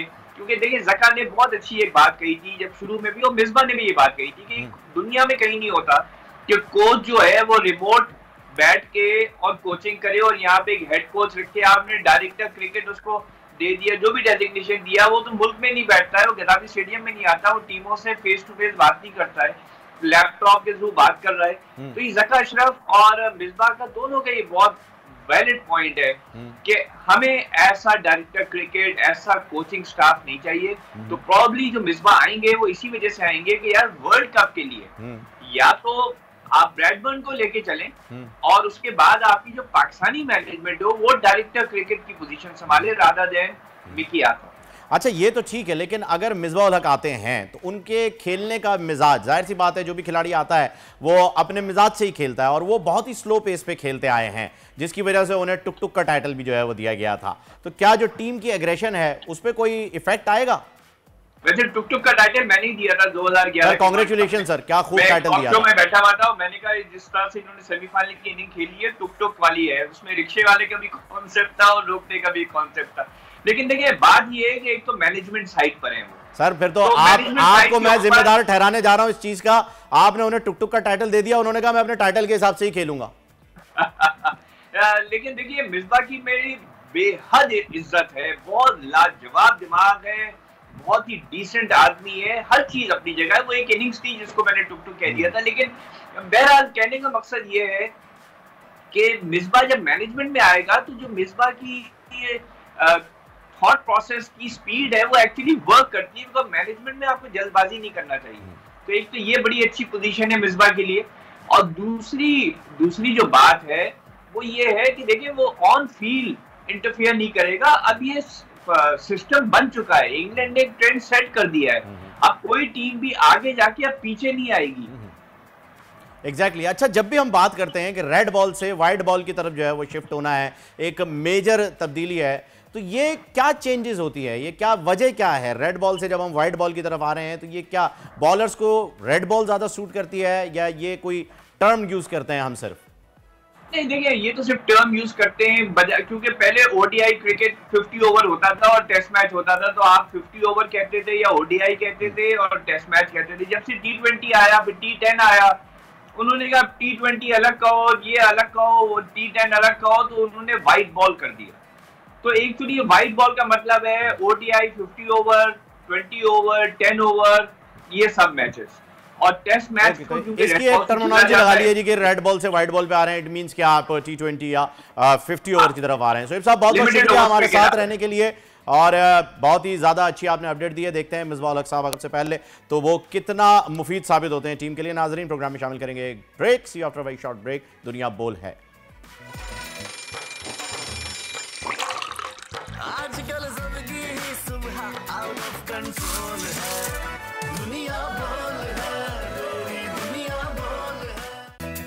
वेलकम बैक नाजरीन, एक बार फिर आपको खुशामदीद कहते हैं दुनिया बोल है में, और आपके साथ एक वीडियो शेयर करना चाहेंगे जो कि बहुत ज़्यादा वायरल भी हो रखी है। लेकिन सवाल ये पैदा होता है नाजरीन कि पाकिस्तान पर इतना कर्जा कैसे चढ़ गया जब हम इतने इंटेलिजेंट लोग हैं। तो या आप देख सकते हैं कि पंजाब में पाबंदी लगाई गई है फ्यूल स्टेशन पर कि जिसके पास हेलमेट नहीं होगा उसे पेट्रोल नहीं मिलेगा, और अब किस तरीके से हेलमेट एक हाथ से दूसरे हाथ पे ट्रांसफ़र हो रहा है ये भी आपको इस वीडियो में क्लियर दिखाई दे रहा होगा। क्योंकि हेलमेट किसी के पास नहीं है, किसी एक शख्स ने हेलमेट लिया है और वो अपने भाइयों को मदद फराहम कर रहा है अपना हेलमेट देते हुए। ये आप देख सकते हैं, उन्हें फ्यूल नहीं मिला, उन्हें हेलमेट दिया गया और फिर मिला। इतने इंटेलिजेंट लोग और उसके बावजूद भी मकरूज। समझ में नहीं आ रहा है कि हम अपना दिमाग इसी बात पर क्यों लगाते हैं कि ताला चाबी से तो खुल सकता है, बिना चाबी के कैसे खुलेगा। और यही सारी सूरत हाल है। कितना ज़्यादा नुकसान ये अपना कर रहे हैं, जानी नुकसान हो सकता है इससे। हेलमेट कितना ज़रूरी है आपके लिए, आपकी हिफाजत के लिए, इसी पर बात करने के लिए हमें ज्वाइन किया है CTO Lahore Mustansar Firoz, retired captain हैं मुस्तनसर फिरोज़ साहब। उनसे बात करते हैं। अस्सलाम वालेकुम जी जनाब, वेलकम टू द शो। ये हेलमेट की पाबंदी तो लगा दी सर, लेकिन ये किस तरीके से उसका तमस्खर बनाया जा रहा है, देख रहे हैं आप? जी बिस्मिल्लाहिर्रहमानिर्रहीम। सबसे पहले तो आपका शुक्रिया कि आपने मुझे इस इम्पोर्टेंट टॉपिक पर बात करने का मौका दिया। मेरे भाई, हेलमेट पे पाबंदी हमने इसलिए लगाई कि मैं ये बताना चाहूँगा कि लास्ट ईयर 2022 में लाहौर में कुल 484 लोग, 484 लोग जो है वो ट्रैफिक हादसा में अपनी जान से गए। और ट्रैफिक एक्सीडेंट जो है वो नंबर 1 रीजन फॉर डेथ था लाहौर में। इवन इतने मर्डर लाहौर में नहीं हुए जितने लोग ट्रैफिक एक्सीडेंट में अपनी जान से गए। और इसमें से 74%, 74% जो है वो मोटरसाइकिल राइडर्स थे, और जिसमें से अराउंड 66% हेड इंजरी की वजह से हादसे का शिकार हुए। इस सारे स्टैट्स को सामने रखते हुए लोगों की जानों की हिफाजत करने के लिए हमने ये पाबंदी लगाई। और उस पाबंदी को इन्फोर्स करने के लिए जहाँ पे हमने ट्रैफिक पुलिस की इन्फोर्समेंट की, वहाँ साथ साथ हमने DC साहब से रिक्वेस्ट की कि पेट्रोल पंप एसोसिएशन को रिक्वेस्ट करें, डायरेक्शन दें बल्कि कि वो बगैर हेलमेट फ्यूल ना दें। लाहौर पार्किंग कंपनी को रिक्वेस्ट की कि बगैर हेलमेट उनको पार्किंग की स्पेस ना दें। कैंटोनमेंट अथॉरिटीज को रिक्वेस्ट की कि बगैर हेलमेट कैंट में दाखिला मना करें। और इन सारे मैयस का मकसद ये था कि लोग अपनी जान की हिफाजत करें। जो आप बात कह रहे हैं कि लोग हेलमेट अब एक हाथ से दूसरे हाथ ट्रांसफर करके फ्यूल ले रहे हैं, वो सिर्फ अपने आप को धोखा दे रहे हैं और अपनी जान को खतरे में डाल रहे हैं। ट्रैफिक पुलिस को या आपको या हमें इससे कोई नुकसान नहीं होगा। हम तो इंशाल्लाह ताला उनको विजिलेंस से पकड़ ही लेंगे, लेकिन अगर खुदा न खास्ता किसी हादसे में उनकी जान चली गई या वो अपने किसी इंपॉर्टेंट लिंक से माजूर हो गए तो वो फिर अपने पछतावा कभी जिंदगी भर पूरा नहीं कर पाएंगे। बिल्कुल दुरुस्त फरमाया आपने मुस्तफा साहब। ये बहुत ही ज़्यादा ज़रूरी है उन लोगों के लिए जो कि इसका इस्तेमाल नहीं कर रहे और मोटरसाइकिल चला रहे हैं। और इस वक्त सूरत हाल मौसम की अगर हम बात करें तो वो भी हल्की बूंदाबांदी में बहुत ही बड़ा रिस्क होता है। बाइक चलाना, स्लिप होती हैं बहुत ज़्यादा और हेड इंजरीज इसी की वजह से होती हैं। पर लोग जो हैं वो अपनी सेफ्टी के ऊपर काम नहीं करना चाह रहे हैं। इस सिलसिले में आपने फाइन्स भी बढ़ाए हैं, उस पर भी मैं बात करना चाहूँगा कि अब कितना फाइन हो गया है अगर आपके पास हेलमेट ना हो तो, और इस मद में अभी तक कितने लोगों का फाइन हो चुका है? जी, इस महीने में सिर्फ जो है वो 3,21,000 लोगों को हम फाइन कर चुके हैं। इस वक्त जो चालान की अमाउंट है वो सिर्फ 200 रुपया है, जो कि मेरे ख्याल में बहुत कम है। इसमें हाई कोर्ट ने, लाहौर हाई कोर्ट ने एक नोटिस लिया और हमारा केस एक जो है वो जेर समाअत है, जिसमें इस जुर्माने को बढ़ाने की प्रपोजल है अंडर कंसिडरेशन अप टू 5,000। तो हमने उसमें 2,000 रुपया प्रपोज किया है। तो इंशाल्लाह ताला यूं ही वो ऑर्डर हो जाता है तो हम 2,000 रुपये जुर्माना शुरू कर देंगे, क्योंकि मैं ये समझता हूँ कि जुर्माना सेल्फ इतना बड़ा डिटरेंट होना चाहिए कि जिससे खौफजदा होकर लोग कानून की खिलाफ वर्जी ना करें। 200 रुपया तो अब इतना कम चलाना है। यकीन करें कि एक बंदे को दिन में 3-3 दफा चालान किया जाता है, तो ट्रैफिक वार्डन को बजाय शर्मिंदा होने के या अपनी गलती मानने के कहता है कि जल्दी जल्दी चालान करो, मुझे और भी काम है। बिल्कुल ऐसा ही है। 200 रुपये देने के लिए तैयार हैं। और इसी के ऊपर एक वीडियो भी हमारे पास आई थी जिसके अंदर एक साहब का इंटरव्यू था जिन्होंने ये कहा कि मैं 1,000 रुपये जुर्माना देने के लिए तैयार हूँ, चालान कराने के लिए तैयार हूँ, मैं हेलमेट नहीं पहनूंगा, ये खिलाफ शरीयत है। अब वो जनाब इस बात को लेकर आ गए और उनके हाथ में एक स्मार्टफोन भी था। मुझे नहीं पता कि वो स्मार्टफोन यूज़ करने की उन्हें इजाज़त कहाँ से मिली, और फिर वो ये बात कर रहे हैं। तो मेरे ख्याल में सर कि इस पे हमें आवाम को एजुकेट करने की ज़रूरत है। एक ऐसा प्लान बनाया जाए, एक ऐसा फोरम बनाया जाए जिसके तहत लोगों को ये आगाही दी जाए कि ये उनकी जान के साथ खिलवाड़ कर रहे हैं, वो ये सारी चीज़ें इस्तेमाल ना करके, सेफ्टी मेजर ना लेके। क्या कहेंगे आप इस बारे में? जी बिल्कुल, हमने जब ये पहले कैंपेन स्टार्ट की तो इससे पहले हमने 2 हफ्ते अवेयरनेस कैंपेन स्टार्ट की। हमारी एजुकेशन टीम्स ने, हमारे ऑफिसर्स ने, हमारे सिविल सेगमेंट ऑफ सोसाइटी ने, हमारे स्टूडेंट्स ने, तमाम लोगों ने मिलकर लोगों को आगाह किया कि जो हेलमेट है वो आपकी हिफाजत के लिए इंतहाई जरूरी है और हेलमेट को पहनने में कोई पुलिस का फायदा नहीं है या पुलिस को इस चालान में कोई हिस्सा नहीं मिलता है या किसी भी और शहरी को इसका कोई फायदा नहीं है। इसका फायदा सिर्फ और सिर्फ उस आदमी को है जिसने हेलमेट अपनी हिफाजत के लिए पहनना है। और ये सारे स्टैट्स जो मैंने आपके साथ शेयर किए ये हमने उनके सामने भी रखे कि आप ये देख जी, सकते बहुत हैं बहुत कि सबसे शुक्रिया। ज्यादा- हमारे साथ मौजूद थे CTO लाहौर मुस्तनसर फिरोज साहब, शुक्रिया आपका। यकीनन नाजरीन, बहुत ज़रूरी है हेलमेट पहनना। आप अपनी आसानी ना ढूंढें कि एक हाथ से दूसरे हाथ हेलमेट जो है वो आप ट्रैवल करते रहें और आपका काम बनता रहे। आपकी जान ज़्यादा ज़रूरी है, तो हेलमेट पहने बहुत ज़रूरी है। और इसके साथ साथ अब सितारे क्या कहते हैं मुल्क के बारे में, उस पर बात करना भी बहुत ज़रूरी है। उनसा शाह हमारे साथ हैं, सेगमेंट है पोल प्रेडिक्शन का। वेलकम टू द शो उनसा। Good morning, thank you Faheem. Good morning जी। गड्डी निकाल ली है जी आपने? जी बिल्कुल निकाल ली है। बस, तो सबसे पहले तो सवाल आता है ताबड़तोड़ किस्म का कि निगरान वजीर आजम इसहाक डार साहब, जो कि एक चहमगोइयाँ निकली थी कि हो सकते हैं, अब नहीं हो रहे, तो इसहाक डार साहब के कार्ड्स क्या हैं, जरा ये बताइएगा। इसहाक डार साहब जो हैं वो कार्ड्स तो बहुत पॉजिटिव हैं और जैसे प्राइम मिनिस्टर के लिए ये अपॉइंट होने थे, लेकिन यहाँ पर इंतज़ार नज़र आ रहा है। अभी भी उनको उम्मीद है कि हो सकता है कि मैं बन जाऊँ, तो वेटिंग पे नज़र आ रहे हैं, वेट करते हुए नज़र आ रहे हैं। और ये मैजिशियन का कार्ड है, बहुत ज़हीन इंसान है और मल्टी टैलेंटेड है, बहुत सारे काम एक वक्त में कर सकते हैं। और बाकी ये है कि वेट करते हुए नज़र आ रहे हैं, हो सकता है कि जो है मेरा चांस लग जाए, तो वेटिंग पे हैं। हाँ, बहुत सारे काम तो वो खैर कर सकते हैं, इसमें कोई दो राय नहीं है। देखते हैं क्या किस करवट जो है वो ऊंट बैठता है सियासत का। फिलहाल सियासत के साथ साथ मुल्क में एक और बहरान कह लीजिए या एक मसला कह लीजिए कि सैलाब की सी सूरत हाल है, मूसलाधार बारिशें हो रही हैं, लैंड स्लाइडिंग्स हो रही हैं। तो पाकिस्तान का इस वक्त जो है वो, अगर हम आफात के हिसाब से बात करें, वैसे तो अल्लाह ताला की ज़ात जो है वो सब जानती है, लेकिन कार्ड्स जो है, सितारे जो हैं, वो पाकिस्तान की फेवर में जा रहे हैं या अभी हो सकता है कि कोई आफात का सिलसिला जो है वो जारी रहे? जी बिल्कुल, देखिए यहाँ पर टावर का कार्ड है और टावर का कार्ड जो है वो हमेशा जो भी कुदरती आफात आती हैं या सैलाब आता है, जिल्जिला आता है, उनको उनके बारे में बताता है। तो टावर का कार्ड है, कुछ भी हो सकता है, अनएक्सपेक्टेड सिचुएशन जो है वो पाकिस्तान फेस कर सकता है, तो उनको तैयार रहना चाहिए। जो भी टीम्स हैं या इदारे जो हैं, उनको इस चीज़ के लिए प्रिकॉशंस जो हैं वो अभी से ही करने चाहिए, एहतियात करनी चाहिए।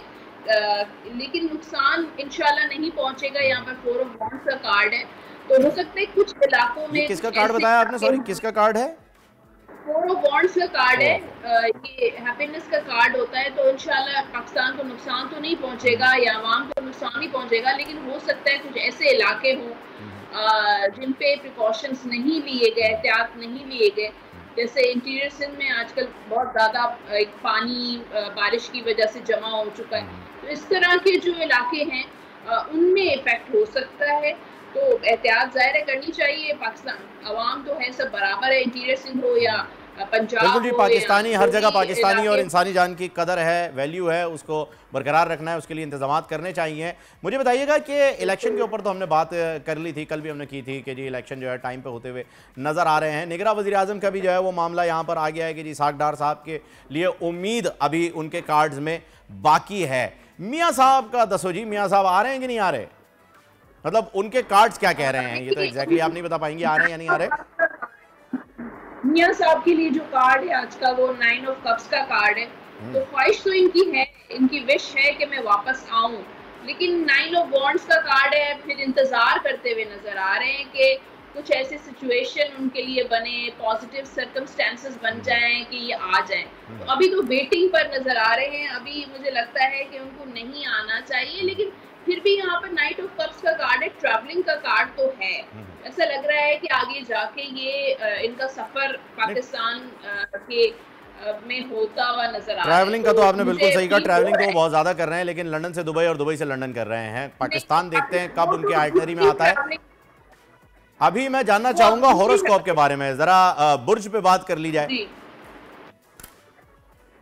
हाँ, एरीज की बात करते हैं, बुर्ज हुमल की, और इनको अपने काम पे फोकस करना चाहिए। काम पे इनका एरीज वालों का फोकस नहीं होगा। सेहत की खराबी नजर आ रही है, सेहत का ख्याल रखें। कमजोरी, blood pressure down, sugar down इनका हो सकता है, तो अपनी हेल्थ का ख्याल रखिए। टॉरस वाले जो हैं, शादी की सिचुएशन बन सकती है टॉरस वालों के लिए, या लव लाइफ अगर नहीं चल रही टॉरस वालों की, तो बेहतर नजर आ रही है, नाराजगियां दूर होती हुई नजर आ रही हैं, मुश्किलात दूर होती हुई नजर आ रही हैं। फहीम, आपका क्या स्टार है? कैप्रिकॉर्न। ओके, टॉरस के बाद है जेमिनाई। जेमिनाई वाले जो है 8 ऑफ सोर्ड्स का कार्ड है, तो थोड़ा सा इनसिक्योरिटीज फ्यूचर से रिलेटेड इनको हो सकती हैं, फाइनेंशियल इनसिक्योरिटीज या रिलेशनशिप इनसिक्योरिटीज हो सकती हैं, तो अपने दिल से वो खौफ इनसिक्योरिटीज इनको निकालने की ज़रूरत है। जेमिनाई के बाद है कैंसर। कैंसर के लिए बहुत अच्छा कार्ड है, द सन का कार्ड है। हैप्पीनेस, खुशियाँ आती हुई नज़र आ रही हैं, जिस भी हवाले से गमगीन है, परेशान है, मुश्किलात का शिकार है, इंशाल्लाह वो दूर हो जाएगा। कैंसर के बाद है लियो। लियो वाले कुछ फैसला ले सकते हैं सफ़र से रिलेटेड, अपने काम से रिलेटेड, लेकिन जो भी फैसला करें प्रैक्टिकल फैसला होना चाहिए, उनका इमोशनल कोई फैसला ना करें, तो वरना नुकसान उठा सकते हैं। लियो के बाद है वर्गो। वर्गो वाले कुछ न्यू स्टार्ट कर सकते हैं, कुछ नई बिगिनिंग, कोई नई जॉब, कोई नया बिजनेस, कोई नया रिलेशनशिप उनका बन सकता है। और वर्गो के बाद है लिब्रा। लिब्रा वाले थोड़ा जज करते हुए नजर आ रहे हैं, जजमेंट का कार्ड है। कोर्ट में अगर लिब्रा वालों के केसेस चल रहे हैं तो उनके फेवर मिल सकता है। कोई पुरानी चीज उनकी जिंदगी में दोबारा वापस लौट सकती है, कोई पुराना बिजनेस दोबारा स्टार्ट कर सकते हैं, कोई पुराना रिलेशनशिप दोबारा बन सकता है। स्कॉर्पियंस जो हैं, लवर्स की एनर्जी है, रोमांटिक, ट्रैवलिंग नजर आ रही है, सेहत का ख्याल रखिए। और सेजिटेरियस वाले जो हैं, कुछ पैसा आता हुआ नजर आ रहा है सेजिटेरियस वालों के पास, प्रॉपर्टी लेना चाहते हैं तो ये बहुत अच्छा है, प्रॉफिट इनको अपने उसमें होगा काम में। कैप्रिकॉर्न वाले जो हैं वो पेशेंस रखें, सब्र करें और पेशेंस के साथ चलें, पेशेंस के साथ अपनी चीज़ें लेकर चलें, चाहे रिलेशन हो, चाहे अपना बिजनेस हो, चाहे आपकी जॉब हो, आपका करियर हो। अपनी चीज़ों को बैलेंस कीजिए, कहाँ पे कमी रह गई है, कहाँ पे जो है अप्स एंड डाउन्स तो उनके होंगे, लेकिन कहाँ पर कमी बेशी रह गई है उसको फिल कीजिए। एक्वेरियस वाले जो हैं वो बहुत ज़्यादा कंपटीशन फेस कर सकते हैं, बहुत सारे रिलेशनशिप में इंटरफेरेंस हो सकती है, मिसअंडरस्टैंडिंग्स पैदा हो सकती हैं। एक्वेरियस वालों के लिए सफ़र करना चाहते हैं लेकिन डिले हो सकता है, जिन लोगों ने बाहर के लिए अप्लाई किया है उनमें भी थोड़ा सा डिलेज हो सकते हैं। पाइसेस वाले अपनी सेहत का ख्याल रखें, सेहत उनकी ख़राब हो सकती है, स्पेशली पेट से रिलेटेड, स्टमक से रिलेटेड इश्यूज हो सकते हैं। अपनी डाइट का ख्याल रखें और एक न्यू बिगिनिंग्स भी नज़र आ रही है, कुछ नया स्टार्ट हो सकता है पाइसेस वालों की ज़िंदगी में। शादी के काफ़ी चांसेस हैं, ट्रैवलिंग अगर करना चाहते हैं तो भी अच्छा है, बिजनेस में अगर पैसा लगाना चाहते हैं तो भी उनके लिए अच्छा रहेगा। ओके जी, ज़बरदस्त। आपने हमें तो कैप्रिकॉर्नर्स को तो बता दिया जी सब्र करें, तो सब्र का फल मीठा होता है, लेकिन हमारे हिस्से में तो आम भी खट्टे आ रहे हैं मैंगो सीजन में, पता नहीं क्यों। Let's hope for the best and plan for the worst. पाक वर्सेस श्रीलंका दूसरा टेस्ट और उसका दूसरा दिन, आज बारिश की नजर हुआ है। मैच के रिजल्ट के लिए अगर कोई कार्ड देखा जाए तो किसकी फेवर में आ रहा है? जी, यहाँ पर तो पाकिस्तान के लिए जो कार्ड है जस्टिस का कार्ड है, फिर यहाँ पर श्रीलंका के लिए जो कार्ड है वो पेज ऑफ वॉन्ड्स का कार्ड है। तो मेजर कार्ड जो है वो पाकिस्तान के लिए, तो फेवर तो मतलब पाकिस्तान को मिलता हुआ नजर आ रहा है, तो सक्सेस जो है वो इंशाल्लाह पाकिस्तान की होगी। इंशाल्लाह जी, जीत जो है वो पाकिस्तान का मुकद्दर बनेगी। जैसे हमने पहला टेस्ट जीता था, इंशाल्लाह दूसरा टेस्ट भी जीत जाएंगे। और साथ आपको ये भी बता दें कि इंडिया का मैच ड्रॉ होने की वजह से, बारिश की नज़र होने की वजह से अब पाकिस्तान टेस्ट रैंकिंग में नंबर 1 आ गया है। नाजरीन, आज के दिन में हमें दीजिए इजाज़त, इंशाल्लाह कल एक बार फिर आपसे मुलाकात होगी। दुनिया बोल है मैं, अंटिल नेक्स्ट टाइम, अल्लाह हाफिज़।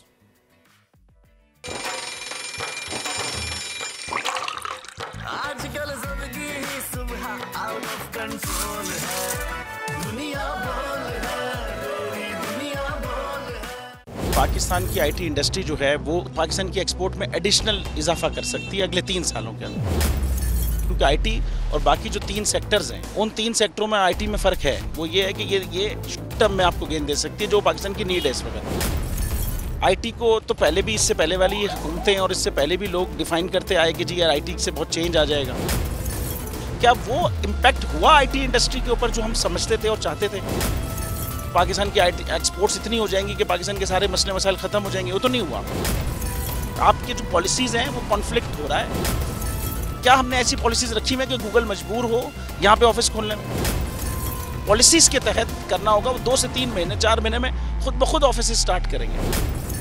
जो आपके मुल्क का आरटी का एंटरप्रेन्योर है, $100 मिलियन तो वो बाहरी अकाउंट रोक लेता है। आप उसको मोटिवेट करके उसको फिर फोकस करें, उस पर इंसेंटिव करें, वो आपको 100 आएगा तो आपका 5 टाइम्स इंक्रीज हो जाएगी फौरन। टेक्सटाइल में हम क्या करते हैं, हम उठाते हैं बाहर के किसी ब्रांड के लिए टी-शर्ट यहाँ बनाते हैं, उसको दे देते हैं। लेकिन अब आईटी के बाद अगर आप अपना ब्रांड बना के लोगो वहाँ पे बेचेंगे, चाहे B2B बेचें चाहे B2C बेचें, पॉसिबल है। पाकिस्तान की जो एक्सपोर्ट में ये $30 अरब से ज़्यादा का इजाफा इससे हो जाना खाली यार। गवर्नमेंट के फंडों से इदारे बनाकर और उनके थ्रू कोई रेवोल्यूशन आ जाएगा, सवाल ही नहीं है। तो आपने इंतखाब सही कर लिया, अब आगे चीज़ सही करनी है, बस आप सही डायरेक्शन में सही चीज़ होगी इंशाल्लाह। मैं समझता हूँ $50 अरब तक की आईटी एक्सपोर्ट में कंट्रीब्यूट कर सकता है पाकिस्तान। सब्सक्राइब करें और बेल दबाएं ताकि कोई खबर रह न जाए।